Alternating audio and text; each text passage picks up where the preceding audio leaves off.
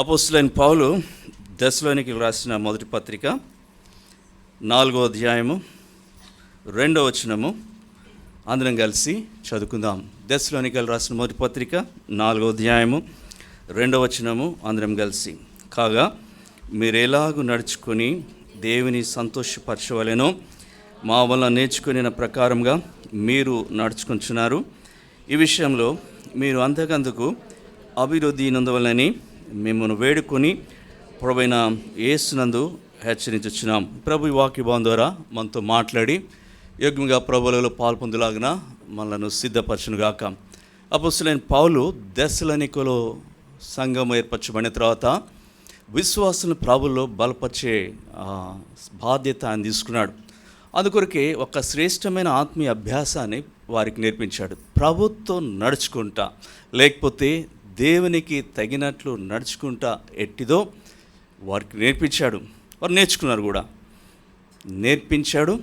నేర్పించిన తర్వాత అందులో వారు ఇంకా అభివృద్ధి పొందాలని, ఇంకా ఎదగాలని వారి కొరకే ఒకవైపు వేడుకుంటున్నాడు, ఒకవైపు హెచ్చరిస్తున్నాడు. చూడండి, ప్రభుత్వం నడుచుట నేర్పించాడు, ఆ విషయంలో ఇంకా ఎదగాలని వారి కొరకు వేడుకుంటున్నాడు, అదే సమయంలో ఆ విషయంలో వారిని హెచ్చరిస్తున్నాడు. కనుక రక్షించబడిన మనము, ఆరాధించిన మనము ప్రభుత్వం నడుచుట, దేవునికి తగ్గట్టు నడుచుట అన్న శ్రేష్టమైన ఆత్మీయ అభ్యాసాన్ని మనం కలిగి ఉండాలి. రక్షించబడక మునుపు ఎఫెసీయులకు రాసిన పత్రిక 2వ అధ్యాయం 2వ వచనము, కొలస్సీయులకు రాసిన పత్రిక 3వ అధ్యాయం 7వ వచనం ప్రకారము ఈ ప్రపంచ ధర్మం చొప్పున నడుచుకున్నాం. పూర్వం వారి వల్లే వారి మధ్య ఉండి అలాంటి కార్యాలే చేస్తూ వచ్చాం. అయితే రక్షించిన తర్వాత మన డైరెక్షన్ ప్రభు మార్చినాడు. ఇప్పుడు ప్రపంచ ధర్మం కాదు, లోక మర్యాద కాదు, శరీరానుసరమైన పరిస్థితి కాదు, ప్రభుతో నడవాలని ప్రభు యొక్క కోరిక. ఇంతకు ఏ ఉద్దేశంతో మనం దేవుని కొరకే జీవించాలా, దేవునితో నడవాలంటే 2వ వచనం ఇంకా మాట ఉంది. కాగా మీరు ఎలాగూ నడుచుకొని దేవుని సంతోషపరచవలను, అది మన గోల్గా ఉండాలా. దేవుని సంతోషపరచాలా మన జీవితంలో. ఎందుకంటే ఆయన తానే మొదటగా మనకు సంతోషం ఇచ్చాడు. పాపం వలన కలిగిన దుఃఖమును ప్రభు దూరపరిచాడు, రక్షణానందం ఇచ్చాడు. ప్రభు మనకిచ్చిన రక్షణానందము చెప్పనశక్యమైంది, మహిమాయుక్తమైంది. ఇంత సంతోషం ప్రభు మనకిస్తే, ఆయన దగ్గర ఇంతగా మనము దీవించబడితే, దానికి ప్రతిగా ఈ లోకంలో జీవించే మిగిలిన కాలం మనము దేవుని సంతోషపరిచే నడక మనం కలిగి ఉండాలి. ఎందుకంటే ప్రియులరా, ప్రభు మనకిచ్చిన పిలుపు సామాన్యమైనది కాదు. ఎంత గొప్ప పిలుపు ప్రభు మనకిచ్చినాడు చూడండి.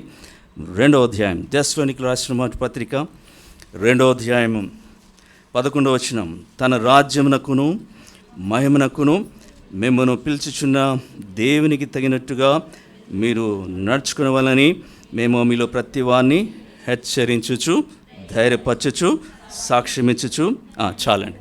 కాబట్టి ఎక్కడికి పిలిచాడు ఆయన మనలను? తన రాజ్యమునకు, తన మహిమకు. ఎవరిని పిలిచాడు? మనల్ని పిలిచాడు. అది ఎంత గొప్ప భాగ్యం అండి. For example, American president white హౌస్లో ఒక పెద్ద ఫంక్షన్ అరేంజ్ చేసినాడు. దానికి వరల్డ్ వైడ్గా కొంతమందిని సెలెక్ట్ చేసుకున్నాడు. అందులో వైజాగ్లో ఒక వ్యక్తిని, ఒక సామాన్యమైన వ్యక్తిని కూడా ఆయన ఆ ఫంక్షన్ కొరకు వైట్ హౌస్కు ఒకరోజు యుఎస్ ఎంబసీ నుండి కాల్ వచ్చింది అతనికి. ప్రెసిడెంట్ కాల్ చేస్తున్నాడు, ఇన్వైట్ చేస్తున్నాడు, వైట్ హౌస్లో ఫంక్షన్కి నిన్ను కూడా పిలుస్తున్నారు, దాని కొరకే నీ కొరకు ఒక స్పెషల్ ఫ్లైట్ పంపించబోతున్నాడు, మీ కొరకే దాని కొరకు ఒక స్పెషల్ వీసా గ్రాంట్ చేయబోతున్నాడు, కాబట్టి get ready for that function అన్నాడు అనుకోండి. అప్పుడు ఆ వ్యక్తి ఎట్లా భావిస్తాడండి? అరే బాబు, నేనేంటి వైజాగ్లో ఒక సామాన్య వ్యక్తిని, నాకేంటి అమెరికన్ ప్రెసిడెంట్ కాల్ చేయటం ఏంటి, ఆయన ఫంక్షన్కి నేను రావటం ఏంటి? అసలు అరుదైన ఘనత కదా, అరుదైన గౌరవం అది. ఇక 2-3 రోజులు నిద్ర కూడా ఆయన అసలు ఏంటి అంతా మీడియా ఛానల్స్ అంతా ఇదే. అరే ఇంతమంది మినిస్టర్స్ ఉన్నారు, ఇంతమంది గవర్నర్స్ ఉన్నారు, ఇంతమంది అఫీషియల్స్ ఉన్నారు, ఎవరికి లేని ఈ గొప్ప ఆధిక్యత ఇండియాలో వైజాగ్లో ఒక సామాన్య వ్యక్తి నాకు ఇచ్చినాడే అని చెప్పి ఎంత ఆనందపడతాడండి. ఆనందపడిన తర్వాత ఇప్పుడు ఏం చేస్తాడు? ఇప్పుడు దాని కొరకై నెక్స్ట్ మంత్ అది దాని కొరకు ఏం చేస్తాడు? కొన్ని అరేంజ్మెంట్ చేసుకుంటాడు. ఎట్లా పడితే అట్లా వెళ్ళటానికి కూడా లేదు కదా, ఎలా వెళ్ళాలా? ఫార్మల్ డ్రెస్లు వెళ్ళటానికి లేదు, ఒక డ్రెస్ కోడ్ ఉంటుంది. ఆ సూట్ వేసుకోవాలా, ఎటువంటి టై కట్టుకోవాలా, చెప్పల్స్ వెళ్తే కుదరదు, మంచి షూ కొనుక్కోవాలా. తర్వాత ఈ 1 month చాలా ప్రికాషన్స్ తీసుకుంటాడు. అంతకుముందు ఏముండేది, ఎట్లా పడితే అట్లా తిరిగేవాడు, ఏది పడితే తినేవాడు, కడుపున పోచేది, అట్లా తిని మీద హద్దు లేదు. ఇక బయటకు కూడా ఎట్లా పడితే వర్షంలో తిరిగేవాడు, ఇట్లా ఏదో జమ్ము వచ్చేది. ఇప్పుడు ఏం చేస్తాడు? ఈ 1 month అవన్నీ కంట్రోల్ చేసుకుని, అమ్మో నాకు జబ్బు రాకూడదు, కొన్ని కంట్రోల్ చేసుకుంటాడు, కొన్ని తినకూడనివి తినడు, కొన్ని వెళ్ళకూడని చోటుకి వెళ్ళు. ఈ విధంగా ఏం చేస్తాడు? ఆయన సిద్ధపడి తనకి ఇవ్వబడిన పిలుపుని బట్టి, తనకు వచ్చిన ఫ్లైట్లో తనకి ఇవ్వబడిన వీసాను బట్టి వెళ్ళి అటెండ్ అవుతాడు. ఏం చేస్తాడు? దీని కొరకై పిలుపు ఇవ్వబడినప్పుడు పిలుపులో పాల్పొందులాగిన తగిన నిర్ణయాలు చేసుకున్నాడు, తగిన ఏర్పాట్లు చేసుకున్నాడు. ఒక భూ సంబంధమైన అగ్ర రాజ్యాధ్యక్షుడే ఒక సామాన్యమైన వ్యక్తిని పిలిస్తే ఇంత గొప్పగా భావించి ఇంత గొప్ప ఏర్పాట్లు చేస్తుంటే, సర్వోన్నతుడగు దేవుడు, పరలోకపు దేవుడు, ఎన్నిక లేని నీకు నాకు సాక్షాత్తు తన రాజ్యం కొరకాయ, తన మహిమ కొరకాయ అత్యున్నతమైన పిలిపిస్తే దేని బిడ్డలారా, ఎంత అరుదైన ఘనత పాత్రలమైన మనం. దేవుడు మనకి ఎంత గౌరవం ఇస్తున్నాడు చూడండి, ఎంత ఆధిక్యత ఇస్తున్నాడు చూడండి. కాబట్టి ఇప్పుడు మనం ఏం చేస్తాము? దాని కొరకై ఏ ఏర్పాట్లు అవసరం, ఎటువంటి నడత అవసరం, ఎటువంటి చర్యలు అవసరం, ఇది నడుచుకోవటం అంటే, నడుచుకొనుట అంటే మన లైఫ్ స్టైల్ గుర్తుగా ఉంది.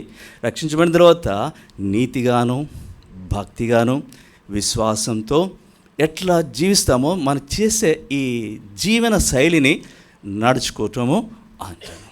ఇంత గొప్ప రక్షణ ప్రభు మనకి ఇచ్చినాడు కనుక ప్రభు ఎదుట నడుచుకున్నప్పుడు మనం ప్రభుని సంతోషపరిచే వారంగా ఉండాలి. విశ్వాస యొక్క నడతను బట్టి ప్రభుకు 3 విధాల ఫీలింగ్స్ వస్తాయి. ఉదాహరణ, ఒక వ్యక్తి ప్రభు కోరినట్లే, వాక్యంలో చెప్పబడినట్లే నడుచుకుంటే ఆ వ్యక్తిని బట్టి ప్రభుకు సంతోషం వస్తుంది. అలా కాకుండా నడిచినట్లు ఆదివారాలు నడుస్తూ మిగిలిన వారాలు నడవకుండా భక్తి చూపించినట్టుగా అట్లా వెళ్తే ఆ వ్యక్తిని బట్టి ప్రభుకు నిరాశ వస్తుంది. అయ్యో ఏంటి ఎంతకాలం ఇట్లా ఉంటాడు ఈయన, ఈ సహోదరుడు అనుకుంటాడు. అలా కాకుండా రక్షించబడినా కూడా ఇంకా లోకానుసారంగా శరీరానుసారంగా నడుచుకుంటే ప్రభుకి దుఃఖం వస్తుంది. కనుక మన నడతను బట్టి ప్రభుకి సంతోషమైన కలగాల, నిరాశ అయిన కలగాల, దుఃఖమైన కలగాల. ప్రభు వల్ల పాలు పొందే ముందు ఏమిస్తున్నాం? తన రాజ్యముకు, తన మహిమకు మనం పిలిచిన దేవునికి ఎట్లా నడుచుకుంటున్నాం? మనల్ని బట్టి పిలిచిన దేవుడు సంతోషించగలుగుతున్నాడా? మనల్ని బట్టి పిలిచిన దేవుడు ఆనందంతో మనల్ని బట్టి అతిశయించగలుగుతున్నాడా? లేకపోతే డిసప్పాయింట్ అవుతున్నాడా? లేకపోతే దుఃఖపడుతున్నాడా? ఎందుకు ఈ వ్యక్తిని రక్షించి నాకు వచ్చిన సంతోషం ఏముంది అని బాధపడుతున్నాడా? కాబట్టి దేవుని బిడ్డలారా, ప్రభు వల్ల పరీక్షించుకున్నప్పుడు ఎట్లా ఉంది మన ఆత్మీయ నడత? మరొకసారి చూడండి. అందుకొరకే ఇది చాలా ప్రాముఖ్యమైన ఆత్మీయ అభ్యాసం అని దైవజనుడు సంఘంలో రక్షించబడిన వారికి ఇది నేర్పించాడు. వారి విషయమై బ్రతిమాలుతున్నాడు, వారి విషయమై ఆయన హెచ్చరిస్తున్నాడు. మరొకసారి వచనము చదవడానికి ప్రయత్నిద్దాం. 1 దెస్సలోనికైయులకు రాసిన పత్రిక 4వ అధ్యాయం 2వ వచనం. కాగా మీరెలాగూ నడుచుకొని దేవుని సంతోషపరచవలను, మా వలన నేర్చుకున్న ప్రకారముగా మీరు నడుచుకుంటున్నారు. ఈ విషయంలో మీరు అంతకంతకు అభివృద్ధి చెందవాలని మిమ్మల్ని వేడుకొని ప్రభువైన యేసునందు హెచ్చరించుచున్నాము. ఇది ప్రభు మనను కూడా కోరుతున్నాడు. సరే, ప్రభుతో నడుచుకోవాలంటే, లేకపోతే దేవుని తగినట్టుగా నడుచుకున్నాలంటే కొన్ని మనకు అవసరమై ఉన్నాయి. చూడండి, ఇద్దరు కలిసి నడవాలంటే వారి మధ్య ఏం కావాలి? ఆమోస్ గ్రంథం 3వ అధ్యాయం 3వ వచనంలో ఆ మాట రాయబడి ఉంది. సమ్మతింపకుండా ఇద్దరు కూడి నడుతురా, ఇద్దరి మధ్య సమ్మతి, లేకపోతే ఒప్పందం, లేకపోతే అంగీకారం, లేకపోతే ఇష్టం, ఇవి ఉంటే తప్ప ఇద్దరు కలిసి నడవలేరు. అలాగని దేవాది దేవునితో మానవుడు కూడా నడుచుకోవాలంటే దేవునికి మానవునికి మధ్య సమ్మతి ఉండాలి. అయితే దేవుని వాక్యంలో చూస్తే సమ్మతి లేదు. ఎందుకంటే దేనిని బట్టి? పాపను బట్టి. ఆయన పరిశుద్ధుడు, మనం పాపులం. పరిశుద్ధుడైన దేవునితో పాపి అయిన మానవుడు నడవలేడు. అందుకని ఏం చేశాడంటే ఆయన తానే చొరవ తీసుకున్నాడు. చొరవ తీసుకొని మరి దీన్ని సరిచేయడానికి ఆయన ప్రయత్నించాడు. ఆయన చొరవ తీసుకున్నాడు. అందుకొరకై తను తాను తగ్గించుకున్నాడు. అందుకొరకై ఆయన దిగి వచ్చాడు భూమి మీదకి. వచ్చిన దేవుడు ఏదైతే అడ్డంగా ఉందో, ఏదైతే సమ్మతి లేకుండా చేస్తుందో, ఏదైతే వివాదంగా ఉందో దాన్ని తొలగించడానికి, పాపాన్ని తొలగించడానికి ప్రభువైన యేసుక్రీస్తు కలువరిలో మనందరి కొరకు పాపంగా చేయబడ్డాడు, మనందరి కొరకు శాపగ్రాహిగా చేయబడ్డాడు. తన ప్రశస్తమైన రక్తం కార్చుట ద్వారా మన పాపంలోకి ఆయన పరిహారం చెల్లించాడు, పరిహారం ఏర్పరిచాడు. యేసు ప్రభు శిలువ కార్యం ద్వారా ఈనాడు ఏదైతే దేవునికి మానవుని మధ్య సమ్మతిని దూరపరిచిందో, ఒక సమస్యగా, ఒక అడ్డుగూడగా ఉందో అది తొలగించబడింది ఈనాడు. అందుకొరకే ఆ ఏర్పాటు చేసి దేవుడు ఏం చేశాడంటే అందరికీ ఒక చక్కటి పిలుపిచ్చాడు. అందరం కలిసి చదువుకుందామండి. యెషయా గ్రంథం 1వ అధ్యాయం. యెషయా గ్రంథం 1వ అధ్యాయము 18వ వచనం అందరం కలిసి చదువుకుందాం. యెహోవా ఇలాగూ సెలవిచ్చుచున్నాడు, రండి మన వివాదము తీర్చుకుందాము. మీ పాపంలో రక్తం వలె ఎర్రనవైనను అవి హిమము వలె తెల్లబడును, కెంపు వలె ఎర్రనవైనను అవి గొర్రెబొచ్చు వలె తెల్లని వగును. చూసారా ఎంత చక్కటి పిలుపు. స్పష్టంగా ప్రభు అడుగుతున్నాడు. ఏం పర్వాలేదు, వివాదం ఉంది, మంచి ఏం పర్వాలేదు, ఎంత ఘోర పాపమైనా సరే ఇగో ఇప్పుడు అది క్షమించబడగలదు, తెలుపుగా చేయబడగలదు. ఎందుకంటే ఆయనకు దాని కొరకే ఒక ఏర్పాటు ప్రభు చేసినాడు. యేసు ప్రభు యొక్క శిలువ మరణ భూస్థాపన పునరుద్ధానం ద్వారా పాపం వలన కలిగిన వివాదము తొలగించబడగలదు, దూరం చేయబడగలదు, దేవునితో సమ్మతి పొందగలదు, దేవునితో సంధి చేయబడగలదు. అందుకని ఆయన పిలిపించాడు. ఎందరైతే ఆ పిలుపు లోబడి ప్రభు దగ్గరికి వస్తారు, నిజమే ప్రభువా నా పాపం కొరకే శిలువలో ప్రాణం ఇచ్చావు, నా పాపను ప్రాయశ్చిత్తం చేశావు, నేను విశ్వసిస్తున్నానని యేసు ప్రభు నామములో విశ్వసిస్తే వ్యక్తి రక్షించబడతాడు, పాపం క్షమించబడతాయి, యేసు రక్తం ద్వారా కడగబడతాడు, నీతిమంతునిగా చేయబడతాడు. ఎంత ఘోర పాపమైనా క్షమించబడుతుంది. కాబట్టి దేవుడు ప్రేమ కలిగిన వాడు, చొరవ చేసుకున్నాడు, దానికి తగిన ఏర్పాటు చేశాడు. అందుకొరకే చక్కటి పిలుపు సార్వత్రికానికి ఇచ్చాడు. చూడండి, పాపాన్ని క్షమించడం మాత్రమే కాదు, వివాదం తొలగించడం మాత్రమే కాదు. ఎవరైతే ప్రభు మాటకు లోబడి వస్తారో, కింద వచనం చూడండి, 19వ వచనం, మీరు సమ్మతించి నా మాట విని నెడల మీరు భూమి యొక్క మంచి పదార్థములను అనుభవించరు. సమ్మతించినప్పుడు ప్రభు అంగీకరిస్తాడు, అంతేకాకుండా రక్షిస్తాడు. రక్షించిన తర్వాత గొప్పదైన దీవెనలు ప్రభు ఇచ్చేవాడుకుంటాడు. భూమి యొక్క మంచి పదార్థాలు కూడా ప్రభు ఇస్తానంటున్నాడు. పరలోకంలో ఎటు నిత్యమైన స్వాస్థ్యం, అది ఎంతో మంచి పదార్థం, వాడబారని నిర్మల స్వాస్థ్యాన్ని ప్రభు ఇవ్వబోతున్నాడు. భూమి మీద కూడా ప్రభు ఆ గొప్ప దీవెన ఇవ్వటానికి ఇష్టపడుతున్నాడు. లేదు నేను సమ్మతించను అంటే వచ్చే నష్టం కూడా చెప్పబడింది. చూడండి 20వ వచనం, సమ్మతింపక తిరగబడిన నిశ్చయముగా మీరు ఖడ్గం పాలగుదురు, యెహోవా ఇలాగుననే. కాబట్టి చాయిస్ ఇస్ యువర్స్. సమ్మతిస్తావా? పాపం పోతుంది. సమ్మతిస్తావా? మంచి పదార్థముల కొరకే ప్రభు నిన్ను దీవెన కొరకే సిద్ధపరుస్తాడు. లేదు కూడదు అంటే మరి ఇంత భయంకరమైన తీర్పు కూడా ఉంది. దేవుడు తన పక్షంగా తాను చేయవలసినంతా చేసి సిద్ధపరిచాడు. ఎట్లా సిద్ధపరిచాడు? ఈ వచనం కూడా అందరం కలిసి చదువుకుందాం. 56వ అధ్యాయం యెషయా గ్రంథము 56వ అధ్యాయం 1వ వచనం అందరం కలిసి. యెహోవా ఇలాగ సెలవిచ్చుచున్నాడు, నా రక్షణ వచ్చుటకు సిద్ధముగా ఉన్నది, నా నీతి వెల్లడేయుటకు సిద్ధముగా ఉన్నది. న్యాయ విధిని అనుసరించుడి, నీతిని అనుసరించి నడుచుకోండి. ప్రభు ఏం చేశాడు? సిద్ధం చేశాడు. నా రక్షణ సిద్ధంగా ఉంది, నా నీతి వెల్లడేయుటకు సిద్ధపరిచాడు. ఆయనైతే సిద్ధమే. సిద్ధపడవలసింది నీవే. రక్షణ పొందకపోతే సోదరి సోదరుడా, తోడపడవలసింది నీవే.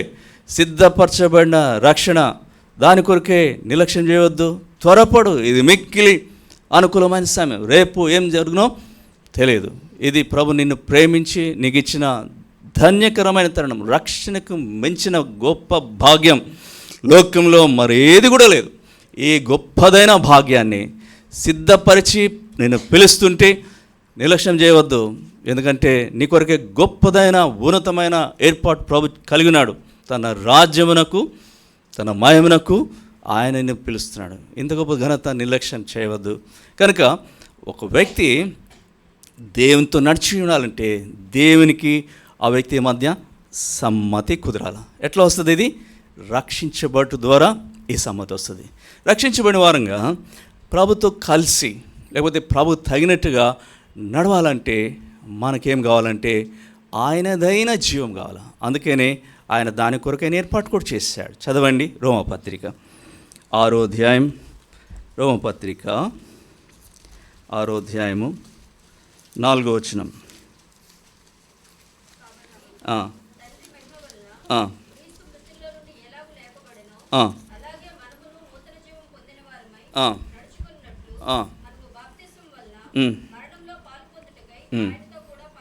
కాబట్టి మధ్యలో ఉంది చూసారా, అలాగే మనమును నూతన జీవం పొందిన వారమై నడుచుకున్నట్లు. దేవుడు మనకు నూతన జీవం ఇస్తాడు. ఆ నూతన జీవం కలిగిన వారమై ప్రభుకు తగినట్టుగా ప్రభు ఎదుట నిందారీతులుగా నడుచుకునే వారం వరుసకుంటున్నాం. అందుకొరకు ఏం చేయాలి? మీరు చూడండి 11వ వచనం. అటువలే మీరును మీ పాపం విషయమై మృతులుగాను, దేవుని విషయమై క్రీస్తు యేసునందు సజీవులుగాను మిమ్మల్ని మీరే ఎంచుకొనుడి. అది కాబట్టి రక్షణ పొంది ఆత్మీయంగా నడుస్తున్నప్పుడు ఒకప్పుడు పాపం అంటే మక్కువ ఉండేది మనకి. ఇప్పుడు అట్లా కాదు. ఒకటి అనుకోవాలి, పాపం విషయమై నేను చనిపోతిని. నేను ఇప్పుడు జీవిస్తుంది ప్రభు కొరకే, నేను యేసుక్రీస్తుకు చెందినవాడును. ఇది ఎంచుకుంటూ రావాలి.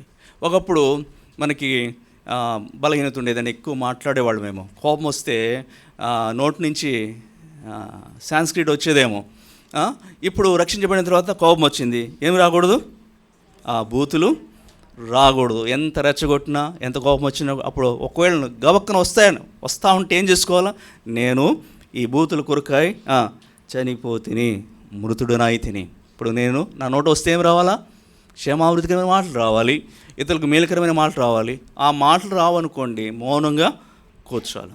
అట్లా కొన్ని తప్పుడు పనులు చేసేవాళ్ళం ఒకప్పుడు రక్షణ పొందకమునుపు. రక్షించబడిన తర్వాత ఆ వాటి విషయమై ఒకవేళ శోధన వస్తే నేను చనిపోయాను దీనికి. ఒకప్పుడు చేసేవాడిని, ఇప్పుడు క్రీస్తు యేసునందు పాతి పెట్టబడ్డాను, చనిపోయాను. ఇక నాలో దీనికి సంబంధం లేదు. నా దిశ ప్రభు మార్చాడు. నేను క్రీస్తు యేసు ప్రభు కొరకే, ఆయన కొరకే నూతన జీవం పొంది నడుచుకునే భాగ్యం ప్రభు నాకు ఇచ్చాడని ఎంచుకోవాలి. ఈ రోమపత్రిక 6వ అధ్యాయంలో 3 శ్రేష్టమైన మాటలు ఉంటాయి. ఏమిటంటే 3వ వచనం లాస్ట్ పార్ట్లో ఉంది చూడండి. మీరెరుగురా. 11వ వచనంలో మిమ్మును మీరే ఎంచుకొనుడి. 13వ వచనంలో లాస్ట్ భాగంలో ఉంది, మిమ్మును మీరే దేవునికి అప్పగించుకొనుడి, మీ అవయములను నీతి సాధనములుగా దేవునికి అప్పగించుకోండి. ఎరుగుడి, ఎంచుకొనుడి, అప్పగించుకోండి. Knowing, reckoning and submitting. ఎందరైతే దేవుని బిడ్డలు ఈ 3 అంతల అనుభవంకి వస్తారో ఎరిగిన వారుగా ఉంటారు. ఏం జరిగింది నా జీవితంలో, ప్రభు చేసిన కార్యం ఏంటి, నా జీవితంలో ప్రభు ఏమన్నాడు, వీటి విషయం ఎదుగుదల కలిగిన వారై ఎంచుకుంటూ రావాలి. ఆత్మ జీవితంలో పాపాన్ని చచ్చిపోయాను, ఇక పాపంతో నాకు నిమిత్తం లేదు, ఇక నుండి యేసు ప్రభు కొరకే సాక్షిగా జీవించబోతున్నాను. ఎంచుకుంటూ మన ప్రభుకు అప్పగించుకుంటే వారే దేవుని సంతోషపరిచే నడిచేవారుగా ఉంటారు. కాబట్టి ఇదొకటి. తర్వాత ప్రభుతో నడిచి ఉండాలి. ప్రభుతో నడుచుకుంటూ పోవాలంటే, ప్రభు తగినట్టుగా నడవాలంటే ఒక చిన్న ఎగ్జాంపుల్. చిన్న బిడ్డ పుట్టింది అనుకోండి, అప్పుడే కొత్తగా జన్మించిన శిశువు చక్కగా పుట్టింది, చక్కగా బాగుంది, అన్ని అవయవాలు ఉన్నాయి, మంచి కళ్ళు, ముక్కు, చేతులు, కాళ్ళు ఉన్నాయి. కానీ నడవగలదా? నడవలేదు. ఎందుకు? కాళ్ళు ఉన్నాయిగా. ఏం కావాలా బిడ్డ నడవాలంటే? ఎదిగి బలపడాలి. కొన్ని నెలలు అయితే ఏమవుతుంది బిడ్డ? ఎదుగుతుంది, బలపడుతుంది. అప్పుడేం చేస్తుంది? నడుస్తుంది, ఆ తర్వాత పరిగెత్తుంది, ఆ తర్వాత తల్లిదండ్రులను తాత అమ్మమ్మలు ఏం చేస్తుంది? పరిగెత్తింప చేస్తుంది. అంత కార్యం చేయాలంటే ఆ బిడ్డకి ఏం కావాలా? ఎదిగి బలపడాలి. మనం కూడా ప్రభులో రక్షించబడిన తర్వాత నూతన జన్మ తిరిగి పొందాం, శిశువులుగా జన్మించబడ్డాం. ప్రభుత్వం నడవాలంటే మనము ఎదిగి బలపడాలి. కనుక మనం ఎదిగి బలపడి దేవునితో నడవడానికి ప్రభు కొన్ని ఏర్పాట్లు చేసినాడు. అందులో ప్రాముఖ్యంగా 3 ఉన్నాయి. 3 ఏంటంటే ఆయన తన వాక్యాన్ని మనకిచ్చాడు. ఈ వాక్యం ఏం చేస్తుంది? చదవండి. 1 పేతురు 2వ అధ్యాయం 2వ వచనం. 1 పేతురు 2వ అధ్యాయము 2వ వచనం.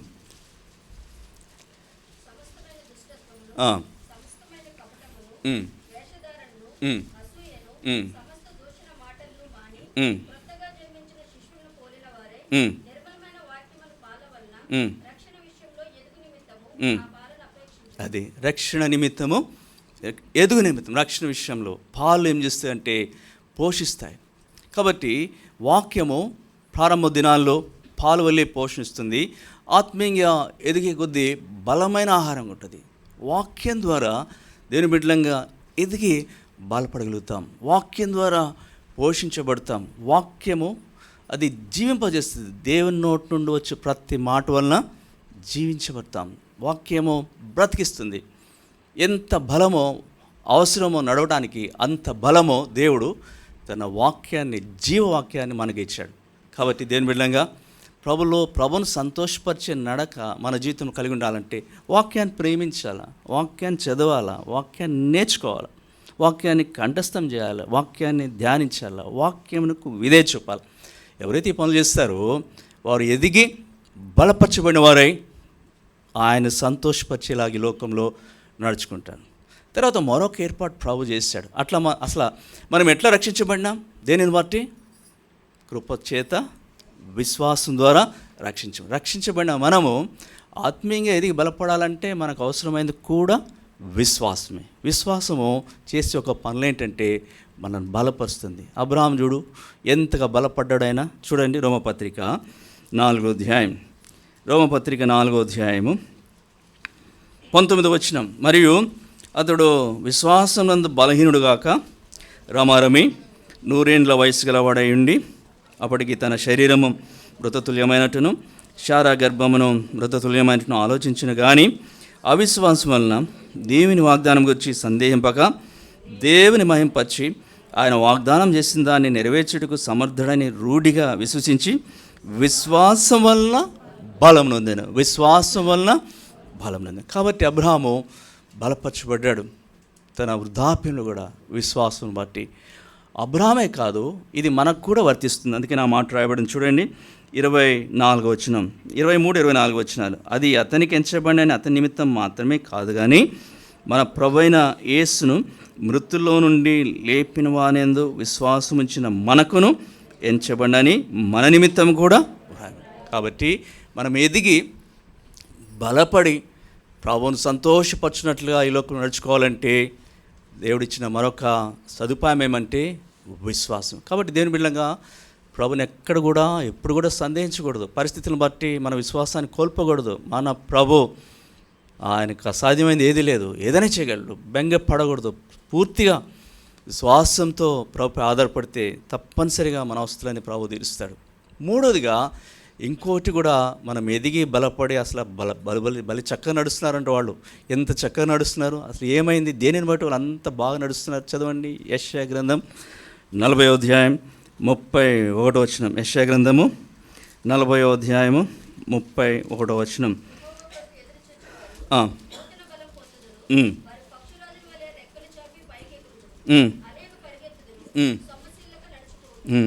వీరు ఎట్లా నడుస్తున్నారు?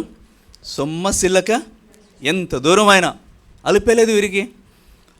చాలా అలవోగ్గా నడిచేస్తున్నారు, సొమ్మసిల్లక నడిచిపోతున్నారు. దేన్ని బట్టి? వారికి ఇవ్వబడిన నూతనమైన బలమును బట్టి. ఆ నూతనమైన బలం ఎలా వచ్చింది? యెహోవా కొరకు ఎదురుచూచుట. ఇది చాలా గొప్ప ఆత్మీయ అనుభవం. అది చాలామంది మనకు అవసరం.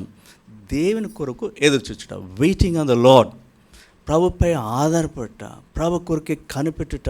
అనుదినం అంటాడు ఆయన. అనుదినము నా గడప యొద్ద కాచుకొని, నా ద్వారబంధముల యొద్ద కనిపెట్టుకొని, కాచుకొని, కనిపెట్టుకొని. ఇది ఈ దినాల్లో మిస్ అవుతున్నాం మనం. బిజీ షెడ్యూల్స్ మనకి. కాచుకోము, కనిపెట్టుకున్నాము, ఎదురు చూడడం. అందువల్ల మన బలం అంతంత మాత్రంగానే ఉంటుంది. బలహీనంగా ఉంటున్నాం, చిన్న శోధన పడిపోతున్నాం. ప్రభు కొరకే ఎదురు చూస్తే, కనిపెట్టుకొని కాచుకొని సమయం కొరకే, ప్రభు సమయం కొరకే, ప్రభు కార్యం కొరకే వేచి ఉంటే ప్రభు నూతనమైన బలం ఇస్తాడు. ఆ బలం ద్వారా పరిగెత్తుతావా, సొమ్మశిలక నడుస్తావా. పాత దినాల్లో ఈ పాట ఉండేది, మరి నాకు గుర్తొస్తుంది చిన్న బట్ట, యెహోవా కొరకు ఎదురు చూచేవారు నూతన బలం. చిన్న చాలా బాగుండేది పాట, అంటే టైం లేదండి. కనుక మూడింటి ద్వారా ప్రభు మనం ఎదిగి బలపడి నడిచేదానికి సహాయపడతారు. వాక్యం ద్వారా, విశ్వాసం ద్వారా, దేవుని కొరకై ఎదురు చూచడం ద్వారా. తర్వాత మనము కలిసి నడవాలంటే ఏముండాలా? మనకు స్వాతంత్ర్యం ఉండాలి. అందుకని కీర్తనకారుడు అంటాడు కదా, ఎట్లా నడుచుకుంటున్నాడంటే ఆయన, చదవండి 119వ కీర్తన 45వ వచనం. 119వ కీర్తన 45వ వచనం. ఉపదేశములను వెతుకువాడును, నిర్బంధం లేక నేను నడుచుకుందును. 119:45 ఇంతసేపు తీశారేంటండి? నిర్బంధం లేక నడుచుకుని అంటే ఏం లేదానికి బంధం లేదు, నిర్బంధించే లేవు. మనం బాగా నడవాలంటే బంధకాలు ఉంటే నడవలేము కదా. నేను చిన్నప్పుడు స్కూల్ వెళ్తున్నప్పుడు దారిలో ఒక మెంటల్ హాస్పిటల్ ఉండేది. అందులో కొంతమంది పేషెంట్స్ ఉండేవాళ్ళు. వాళ్ళకి ఏం చేసేవారంటే ఆ ట్రీట్మెంట్లో భాగంగా వాళ్ళకి కాళ్ళకు గొలుసులు వేసేవారు. ఎందుకంటే పిచ్చివాళ్ళు కదా పాపం, పరిగెత్తుతారేమో లేకపోతే ఏదన్నా అఘాయిత్యం చేస్తారని చెప్పి వాళ్ళకి ఆ ట్రీట్మెంట్లో 2 కాళ్ళకు గొలుసులు వేసి చేతికి ఇచ్చేవారు, పెద్ద గొలుసులు అవి. వాళ్ళు ఏం చేశారు అంటే, వాళ్ళు నేను గమనిస్తున్నాను కాంపౌండ్లో నడిచేవాళ్ళు ఎట్లా నడుస్తారు, 2 కాళ్ళకు గొలుసులు ఉంటే చాలా అడుగు వేసుకుంటూ నడుస్తూ ఉంటారు. ఆ గొలుసులు ఏమైనాయి? బంధించేవి. ఆత్మీయ జీవితంలో ప్రభు మనకు స్వేచ్ఛ ఇచ్చాడు, స్వతంత్రంగా చేసినాడు. కుమారుడు మిమ్మను స్వతంత్రులుగా చేసినాడలా మీరు నిజముగా స్వతంత్రులైందరు. అయితే రక్షణ పొందిన తర్వాత ఈ లోకంలో ప్రభు కొరకు జీవించేటప్పుడు కొన్ని బంధకాలు ఎదురయ్యే పరిస్థితి ఉంటుంది, కొన్ని శోధనలు ఎదురయ్యే పరిస్థితి ఉంటుంది. వాటికి అవకాశం ఇచ్చామా, ఆత్మీయ నడత కుంటి నడక అయిపోద్ది, కొనసాగలేం. అందుకని దేవుని వాక్యం ఎట్లా హెచ్చరిస్తుంది, చదవండి. గలతీ రాసిన పత్రిక 3వ అధ్యాయము 1వ వచనం. గలతీ రాసిన పత్రిక 3వ అధ్యాయము 1వ వచనం. క్షమించండి, 5వ అధ్యాయం 1వ వచనం. గలతీ 5:1.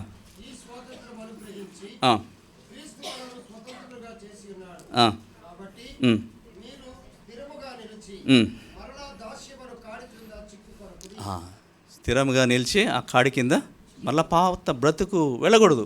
పాపను మనం చనిపోయినాం. ఒక్క మాట అంటాడండి. ఏంటా ఒక్క మాట? 10వ వచనం చదవండి. 13వ వచనం. సహోదరులారా, ఏమిటా ఒక్క మాట? చాలు. ఆ స్వాతంత్ర్యం బట్టి శారీరక క్రియలకు హేతు చేసుకోవద్దు.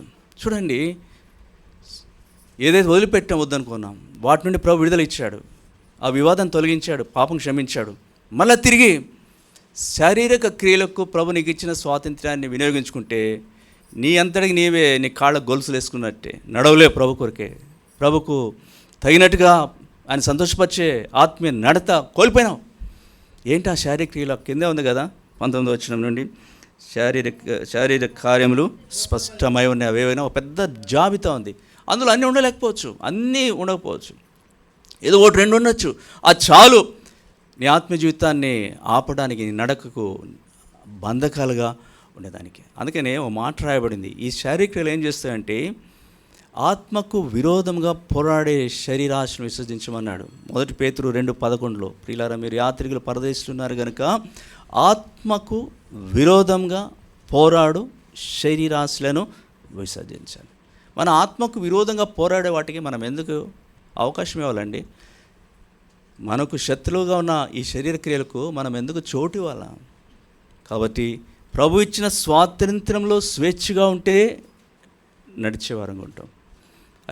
అయితే దుష్టుడు శోధిస్తూ ఉంటాడు, కొన్ని విషయాల్లో వాడు తీసుకొచ్చే ప్రతిబంధకాలను తొలగించడానికి, అధిగమించడానికి దేవుడు మనకు చేసిన మంచి ఏర్పాటు ఏంటంటే పరిశుద్ధాత్మ దేవుని మనకు సంచకరువు ఇచ్చాడు.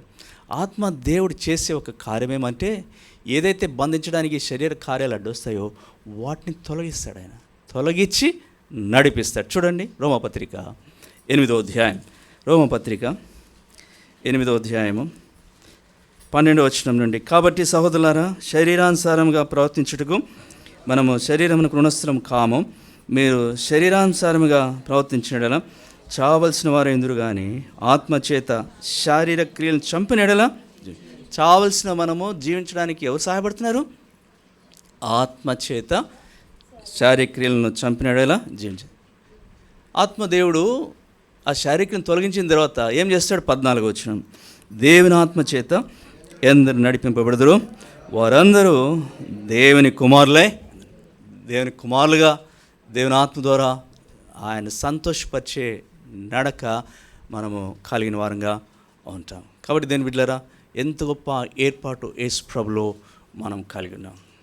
దేవుడు తన ఆత్మను మనకు అందుబాటులో ఉంచినాడు కనుక దేవుని బిడ్డలంగా పరిశుద్ధాత్మ దేవుని ఆధీనంలో జీవించాలి. ఆత్మదేవునిపై ఆధారపడాలా, ఆయన పరిచర్య మనం అడగాల.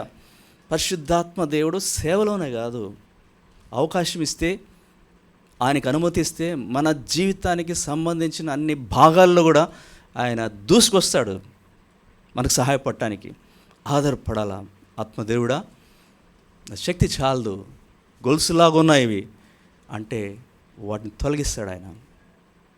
ఆత్మదేవుడు తొలగించి నడిపిస్తాడు. అప్పుడు ఆ నడకను బట్టి దేవునికి సంతోషం మనం కలిగించేవారు ఉంటాం. తర్వాత మనం నడవాలంటే వెలుగు ఉండాలి కదా.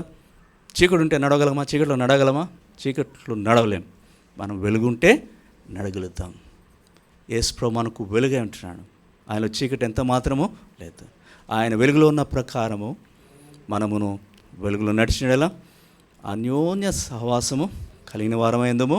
అప్పుడు ఆయన కుమారుడైన యేసు రక్తము ప్రతి పాపము నుండి మనలను పవిత్రులుగా చేయను. కాబట్టి యేసు ప్రభు యొక్క వెలుగులో మనం నడుస్తుంటే మనకు అన్యోన్య సహవాసం ప్రభుతో ఉంటుంది. ఆ సహవాసం ఆయనకి ఎంత సంతోషం ఉండదు. ఆ వెలుగులోకి లాకుండా చీకట్లో నడుస్తూ ఉంటే, ఇక శరీర కార్యాలకి అవకాశం ఇస్తూ ఉన్నామంటే ఏ సంతోషం ప్రభుకు ఉండదు కదా. వెలుగులో నడవాలి. కాబట్టి వెలుగులో నడుస్తున్నావు అంటే 3 శ్రేష్టమైన సుగుణాల వ్యక్తులు ఉంటాయి. ఎందరైతే యేసు ప్రభు యొక్క వెలుగులో నడుస్తున్నారో వాళ్ళు 3 చక్కటి సుగుణాలు కనపడతాయి. ఏమిటవి? ఎఫెసీయులకు రాసిన పత్రిక 5వ అధ్యాయం, ఎఫెసీయులకు రాసిన పత్రిక 5వ అధ్యాయము 9వ వచనం, వెలుగు ఫలము సమస్త విధములైన మంచితనము, నీతి, సత్యమును వాటిలో కనబడుతుంది. ఏం కనబడుతుంది? మంచితనము, నీతి, సత్యం. ఒక విశ్వాసిలో ఈ 3 కనబడాలి. ఎప్పుడు కనబడతాయి? వెలుగులో నడిస్తే. ఎటువంటి మంచితనం అంట?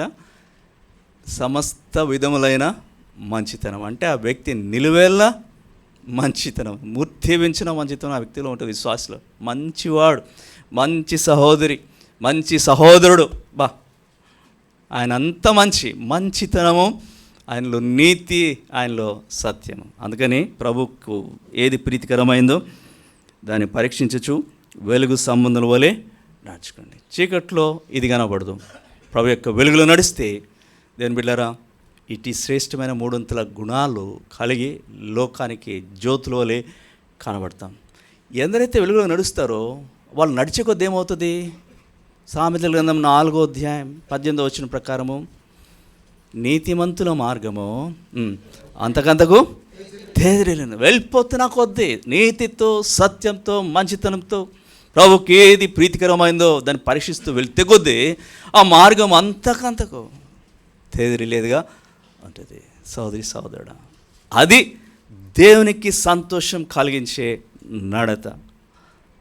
ఎంత గొప్ప పిలిపించేవయ్యా నాకు, మంటి పురుగునైన నాకు నీ రాజ్యం ఏమిటి, నీ మహిమ ఏంటి. అక్కడ ఏదో ఒక రోజు కాదు, వైట్ హౌస్లో ఫంక్షన్ అంటే 1 or 2 days ఉంటుంది, తర్వాత మళ్ళీ వచ్చేసేయాలి బ్యాక్ టు వైజాగ్. కానీ ఇక్కడ అట్లా కాదే. ఈ రాజ్యంలో, ఈ మహిమలో ఎంతకాలమో? యుగయుగంలో సదాకాలం ప్రభుతో గొప్ప భాగ్యాన్ని ప్రభు మనకిస్తే ఎట్లా నడుస్తున్నామండి భూమి మీద? వెలుగులో నడుస్తున్నామా? దేవుని జీవంతో నడుస్తున్నామా?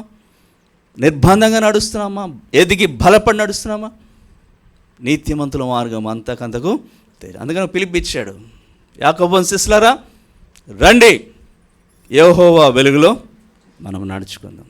కనుక ఆ పిలుపుని సహోదరుడా నడిచే వారంగా ఉండాలి. అయితే నడిచే కొద్దీ ఏముండాలండి? నడిచే కొద్దీ ఏముండాలా? ప్రోగ్రెస్ ఉండాలా. ఫర్ ఎగ్జాంపుల్, మీరు ఇంటి దగ్గర నుండి బయలుదేరు, ఇక్కడ మీ ఇల్లు దగ్గరలోనే మందిరానికి బయలుదేరు, 9:30 అంటే ఒక 10 minutes ముందుగానే బయలుదేరారు. ఎందుకు వెహికల్ లేదు, నడిచి వస్తాను 10 minutes ముందే బయలుదేరారు. మీరు ఎంత స్లోగా నడిచినా మందిరానికి 10 నిమిషాల్లో వచ్చేస్తారు. 9:20కి బయలుదేరారు, ఎప్పుడు ఇక్కడ రావాలి? 9:30కి రావాలి. కానీ 9:30కి రాలా. 10 అయింది, రాలేదు. 10:30 అయింది, రాలేదు. సిస్టర్ నిద్రపోతున్నారు. 11 అయింది, 11:30 అయింది, రాలేదు. 12 అయింది, రాలేదు. ఏంటి, వాట్ హ్యాపెండ్? ఎందుకు రాలేదు? ఏ కారణమై ఉండొచ్చు? ఎన్ని గంటలు రావాలైనా? ఇంత 3 hours అయినా ఎందుకు రాలేదు? బహుశా నడవలేకపోయినాడేమో, ఆగిపోయి ఇంటికి వచ్చేసాడేమో, బహుశా దారి తప్పాడేమో. తెలుసు ఆయన మందిరం, మరి ఎట్లా దారి తప్పే అవకాశం లేదు. మరి ఎట్లా? ఒకవేళ రాకుండా మధ్యలో రోడ్ అంతా బ్లాక్ చేశారేమో, ఏదో కారణమే ఉండాలి. అలాగే అంటే ఏమైంది? అక్కడ నడిచాడు కానీ వెళ్ళవలసిన స్థలము దేవుని బిడ్డలంగా ప్రభుత్వం నడక ప్రారంభించాం. ప్రోగ్రెస్ ఉందా? అక్కడ ఆగిపోతున్నామా? చాలాసార్లు ఇదే తప్పు అనేక మంది విశ్వాసాలు చేస్తారు. ఎంతో కాలం అవుతుంది ప్రభుత్వం నడక ప్రారంభించి, కొన్ని సంవత్సరాలు అవుతాయి, కానీ ముందుకు కొనసాగింది లేదు, గమ్యం చేరింది లేదు. ఎందుకంటే చాలాసార్లు తేరగా దొరుకుతాడు కాబట్టి అపవాది మీద అభాండం వేసేస్తాం. వాడు చాలా మన తప్పుకు మనమే కారణమవుతాం. మన స్వంత చిత్తం ఎక్కువ డామినేట్ చేస్తుంది మనని. సెల్ఫ్ విల్ మన స్వయాన్ని అణగొట్టకపోతే ఆత్మీయంగా ప్రభువును సంతోషపరిచే నడత మనం కలిగి ఉండలేం. అబ్రాహాము దేవుడు పిలిచినప్పుడు ప్రభు లోబడ్డాడు.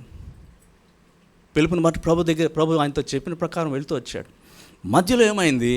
తన స్వంత చిత్తాన్ని వినియోగించాడు. కరువు వచ్చింది ఆ దేశంలో. వెంటనే ఎక్కడికి వెళ్ళాడు ఆయన? ఐగుప్తు దేశంకి వెళ్ళాడు. అది ప్రభు చెప్పింది కాదే, ప్రభు నడిపించింది కాదే. దానికి ముందే ప్రభు అన్నాడు, నేను నీకు చూపించు దేశం అంటే ఆ మాట నాడు. ప్రభు ఇప్పుడు ఏం చేయాలి? కరువు వచ్చింది కదా, నువ్వు ఎక్కడ చూపిస్తావు? ఇక్కడే ఉండమంటావు? వేరే చోట ఏదైనా అరేంజ్మెంట్ చేసావా? ప్రభు చూపించే దేశం వెళ్ళకుండా తన సొంత చిత్తాన్ని బట్టి, తనకు తోచిన దాన్ని బట్టి, తనకి ఇష్టమైన దాన్ని బట్టి వెళ్ళాడు. వెళ్తే చూడండి, ఆయన నడకలో చాలా ప్రాబ్లమ్స్ వచ్చినాయి. కొన్ని ఉండకూడనివి, కొన్ని రాకూడనివి వచ్చినాయి. చదవండి, ఆదికాండము 12వ అధ్యాయం. ఆదికాండము 12వ అధ్యాయము 10వ వచనం. అప్పుడు ఆ దేశంలో కరువు వచ్చెను, ఆ దేశంలో కరువు భారంగా ఉన్నందున అబ్రాహాము ఐగుప్తు దేశంలో నివసించుటకు అక్కడికి వెళ్ళెను. అతడు ఐగుప్తులో ప్రవేశించుటకు సమీపించినప్పుడు అతడు తన భార్య అయిన శారేతు, ఇదిగో నువ్వు చక్కని దానివని ఎరుగుదును, ఐగుప్తులు నిన్ను చూచి ఈమె అతని భార్య అని చెప్పి నన్ను చంపి నిన్ను బ్రతికించేది. ఏమొచ్చింది నీకు? భయం వచ్చింది. ఏ భయమో? మరణ భయం. సొంత ఇష్టాన్ని బట్టి వెళ్తున్నాడు, ధైర్యంగా ఉండవలసిన వాడు భయపడుతున్నాడు, నన్ను చంపేస్తారేమని భయం వచ్చింది. భయం వచ్చి ఏం చేయమంటున్నాడు? 13వ వచనం. నీ వల్ల నాకు మేలు కలిగినట్లు, నిన్ను బట్టి నేను బ్రతుకున్నట్లు నీవు నా సహోదరుని దయచేసి చెప్పమన్నాను. ఏమని చెప్పమంటున్నాడు? రే భార్యని చెప్పడానికి భయపడుతున్నాడు. అబద్ధం వచ్చింది, భయం వచ్చింది. దీంతోపాటు ఇంకేమొచ్చినా ఆయనకి చూడండి, 16వ వచనము. అతడు ఆమెను బట్టి అబ్రాహామునికి మేలు చేస్తున్న, అందువలన అతనికి గొర్రెలు, గొడ్లు, మగగాడిదలు, దాసులు, పనికత్తెలు, ఆడుగాడిదలు, ఒంటెలు ఏమని. ఐగుప్తు బహుమానాలు ఎన్నికబడ్డాయి. ఒక బహుమానం ఏమిటి? పనికత్తెలు. ఆ పనికత్తెలు, ఒక పనికత్తె ఎవరు? హాగరు. హాగర్ని బట్టి ఎవరు వచ్చారు? ఇష్మాయిల్ వచ్చారు. ఇష్మాయిల్ని బట్టి ఏం కలిగింది? సమస్య వచ్చింది. ఎప్పుడు దాకా వచ్చింది? ఇప్పుడు కూడా జరుగుతుంది. ఈయన ఐగుప్తుకి వెళ్ళకపోతే హాగరు వచ్చేది కాదు, ఇష్మాయిల్ ఉండేవాడు కాదు, ఆ సమస్య ఉండే కాదు. భయము, అబద్ధము, ఐగుప్తు బహుమానము. అంతే దేవుడు చాలా ఇన్వాల్వ్ అయినాడు. ఆయన జోక్యం చేసుకోకపోతే ఏమయ్యేదండి ఈ ఫ్యామిలీ. ఇక్కడ చూడండి, ఇప్పుడు 18 వచ్చిన అప్పుడు ఫరో అబ్రాహామును పిలిపించి, ఈమె నాకు చేసింది ఏంటి, ఈమె నీ భార్య నాకు ఎందుకు తెలుపలేదు, ఈమె నా సహోదరిని ఎలా చెప్పేతివి. ఏం చేస్తున్నాడు ఆయన? గద్దిస్తున్నాడు. ఒక అన్యుడైన రాజు దైవజనుడైన వ్యక్తిని ఏం చేస్తున్నాడు? తిడుతున్నాడు. ఏం చేస్తాను అంటే అబ్రాహాం తల వంచుకోవాల్సి వచ్చింది కదా. అరే రే ఎంత అవమానము. అయ్యో, ఒక అన్యుడైన రాజు నీచంగా మాట్లాడుతుంటే తలదించుకొని నిలబడ్డాడు. ఎందుకయ్యా నీకు ఎందుకు అవమానం వచ్చింది? ఈ అవమానం కారణం ఏంటి? సరే, ఈయన అక్కడికి ఐగుప్తుకి వెళ్ళాడు. దేవుని బిడ్డలంగా మనం ఎక్కడికి వెళ్ళినా మన బట్టి ఆ స్థలంలో దీవెన కలగాల, సువార్త ఆశీర్వాదాలతో దేవుని బిడ్డలంగా వెళ్ళాలా, మనల్ని బట్టి వాళ్ళకి ప్రయోజనం కావాలా, మన ప్రజెన్స్ వారికి ఆదరణ ఇవ్వాలా. దైవజనుడు వచ్చినాడు, ఆ సహోదరి వచ్చింది, ఆ సహోదరుడు వచ్చినాడు, నాకు ఎంత నెమ్మది కలిగింది, ఒక చక్కటి మాట వాక్యంలో గుర్తు చేశారు, ఎంత ఉద్యోగం కలిగింది, ప్రార్థన చేశారు. నిన్ను బట్టి, నీ ఉనికిని బట్టి, నీ ప్రజెన్స్ బట్టి నువ్వు వెళ్ళే ప్రాంతంలో దీవెని తీసుకెళ్తున్నావా, యేసు ప్రభువుని తీసుకెళ్తున్నావా, అని సన్నిధిని అక్కడ ఇవ్వగలుగుతున్నావా? లేకపోతే రే బ్రదర్ వచ్చాడు, ఎంత ప్రాబ్లం అయింది, ఈయన రాకపోతే బాగుండు, ఈ సహోదరి రాకపోతే బాగుండు అనే తలంపు వస్తుందా? ఐగుప్తుకు వెళ్ళాడు. ఐగుప్తులో అబ్రాహాం బట్టి మేలు కలిగిందా, కీడు కలిగిందా? ఎంత కీడు కలిగిందండి ఐగుప్తులో. చూడండి ఏమైందంటే అక్కడ వారికి 17వ వచనం లాస్ట్ పార్ట్. అయితే యెహోవా అబ్రాహాం భార్య అయిన శారాను బట్టి ఫరోను అతని ఇంటి వారిని మహావేదనల చేత బాధించెను. ఏ వేదనలు? మహావేదనలు. వాళ్ళందరికీ ఎవడండి ఈయన అక్కడికి మా మధ్యకు వచ్చాడు, మాకేం తెచ్చాడు? మహావేదనలు తెచ్చాడు. అబ్రాహాం ఏం తీసుకెళ్ళాలి అక్కడికి? మహాభాగ్యాన్ని తీసుకెళ్ళాలా, మహా సంతోషాన్ని తీసుకెళ్ళాలా, మహా సువార్తను తీసుకెళ్ళాలా. ఏం తీసుకెళ్ళావు? వేదన తీసుకెళ్ళేదానికి కాను వెళ్ళింది. అంటే ఈయన దెబ్బతినాడు, ఇతరులను దెబ్బ పెట్టాడు. అయ్యో, ఎందుకు? నడవలసిన విధానంలో నడవలేదు, తన ఇష్టానుసారంగా నడిచాడు. నడిచి ఏమైనా ప్రోగ్రెస్ ఉందా అండి? ఏమైనా ఎక్కడికి వెళ్ళాడు? మళ్ళీ తిరిగి 13వ అధ్యాయం, ఆదికాండం 13వ అధ్యాయం 3వ వచనం. అతడు ప్రయాణం చేయొచ్చు దక్షిణం నుండి బేతేలు వరకు, అనగా బేతేలుకును హాయికిని మధ్య తన గుడారము మొదట ఉండిన స్థలం వరకు వెళ్ళి తాను మొదట బలిపీఠమును కట్టిన చోట చేరాను. ఎక్కడికి వచ్చాడు? Back to the pavilion. మళ్ళా ఎక్కడ ప్రారంభం చేశాడో అక్కడికే వచ్చాడు. దీనివల్ల ఏమైంది? ఆయన ఐగుప్తుకి వెళ్ళిన రోజులన్నీ కూడా వ్యర్థమైపోయింది. ఆ నడకంతా వ్యర్థమైపోయింది, టైం వ్యర్థమైపోయింది, ఎఫర్ట్ వ్యర్థమైపోయింది. ఈయనేమైనా మేలు పొందాడంటే మేలు పొందలేదు, ఈయనేమైనా మేలు ఇచ్చాడంటే మేలు లేదు. వాళ్ళకి బాధ, ఈయనకి బాధ, వాళ్ళకి దుఃఖము, ఈయనకి దుఃఖము, అబద్ధము, భయము, పైగా తిరస్కారం, అవమానము, ఇంత చేసినాడు. దేని బిడ్డలారా, ఇదే తప్పు కొన్నిసార్లు మనం చేస్తున్నాం. ఎందుకు నువ్వు స్వంత చిత్తానికి అంత ప్రాముఖ్యత ఇస్తావు? దేవుని దగ్గర నీ స్వచిత్తాన్ని బలిపీఠం మీద పెట్టు. ప్రభువా, ఇది వద్దు నాయన, నాకు తోచినట్లుగా కాదు, నాకు ఇష్టం వచ్చినట్టు కాదు, నీ ఇష్టం ఏంటి, నీ చిత్తం ఏమిటి, ఇది నీకు సంతోషం తెస్తుందా? ప్రభు మనసును ఎరగాల. ఎరుగుట, ఎంచుకొనుట, అప్పగించుకుంట అనుభవం ఉన్నప్పుడు దేవునికి ఎంతో సంతోషం వస్తుంది. లేకపోతే ప్రోగ్రెస్ ఉండదు. నీ ఆత్మీయతలు ఎక్కడ స్టార్ట్ అక్కడే ఉంటావు. నిన్ను బట్టి ప్రభు ఆనందించలేడు. కనుక అందుకని అపోస్తలుడైన పౌలు దెస్సలోనికలో విశ్వాసులకి తెలియజేస్తున్నాడు, అభ్యాసాన్ని నేర్పిస్తున్నాడు. నేర్చుకున్నారు, బాగానే ఉంది, కానీ చాలదు. ఈ విషయంలో మీరు అంతకంతకు అభివృద్ధి చెందాలి. బ్రతిమలాడుతున్నాడా, హెచ్చరిస్తున్నాడా, మెట్టుకు ప్రభును సంతోషపరచాలా మీ యొక్క నడతను బట్టి. కాబట్టి వాక్య విలువ మనం పరీక్షించుకుందాం. దేని బిడ్డలారా, మన ఆత్మీయ నడతను బట్టి ప్రభుకు సంతోషం ఇవ్వగలుగుతున్నామా, లేకపోతే ప్రభు నిరాశపరుస్తున్నామా, ప్రభుని దుఃఖపరుస్తున్నామా? జ్ఞాపం చేసుకుందాం, ప్రభుతో సరి చేసుకుందాం. ప్రభా, ఇలాంటి శ్రేష్టమైన వాక్యానుసరమైన నడత నీ ఎదుట నేను నడిచేదానికి సహాయం చేయి. ఎందుకంటే ఒకరోజు నీ రాజ్యంలో, నీ మహిమలో నిత్యత్వం అంతా నీతో ఉండబోతున్నాను కనుక దానికి తగినట్టుగా నిన్ను సంతోషపరిచే నడత దినదినం ప్రభా నాకు అనుగ్రహించమని తీర్మానంతో ప్రభు ఎదుకు వస్తాం. అటువంటి ధన్యత ప్రభు మనకు అనుగ్రహించును గాక.